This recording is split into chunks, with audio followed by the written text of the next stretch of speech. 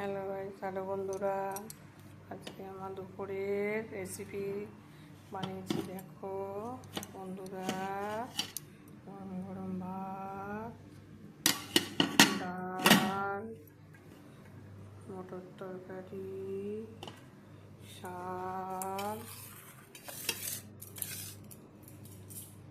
কুমড়ো তরকারি, পটলের দোরমা, আলু পোস্ত। বন্ধুরা, গরম ভাত, ডাল, তরকারি, শাক, কুসা, কুমড়োর তরকারি, এই দেখো কত সুন্দর পটলের দোরমা, আলু পোস্ত। আর বন্ধুরা, তোমরা কমেন্ট করে জানিও,